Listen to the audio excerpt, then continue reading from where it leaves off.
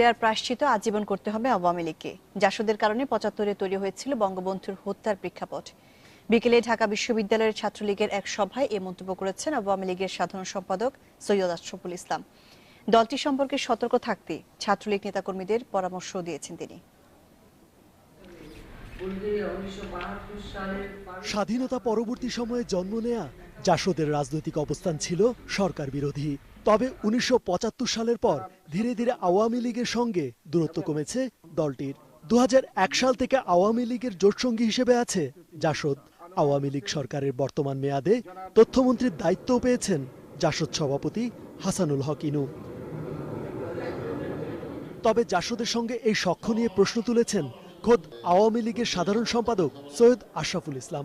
তার আশঙ্কা, একসময়ের প্রবল বিরোধী দলটির নেতাকে মন্ত্রিত্ব দেওয়ার খেসারত দিতে হবে আওয়ামী লীগকে।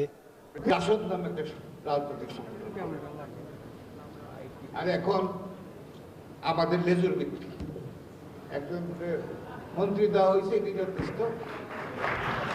এই যে আপনার সিদ্ধান্ত নিতে যদি একবার ভুল করে তার প্রায়শ্চিত্ত কিন্তু সারা জীবনেই করতে হয়।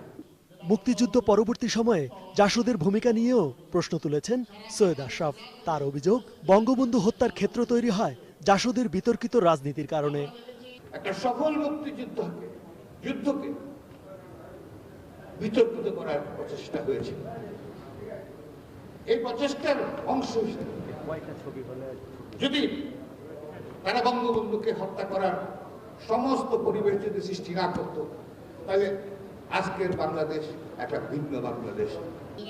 জাসদকে হঠকারী দল হিসেবে আখ্যা দিয়েছেন আওয়ামী লীগ সাধারণ সম্পাদক। তার দাবি, বৈজ্ঞানিক সমাজতন্ত্রের নামে দলটি মুক্তিযুদ্ধের চেতনাকে সম্পূর্ণ ভিন্ন দিকে পরিচালিত করেছিল। হঠকারীদের কোনদিনই প্রশ্রয় দেবেন না। রেজওয়ানুল হক, ইন্ডিপেন্ডেন্ট নিউজ, ঢাকা। যুক্তরাষ্ট্রের ফ্লোরিডায় সমকামী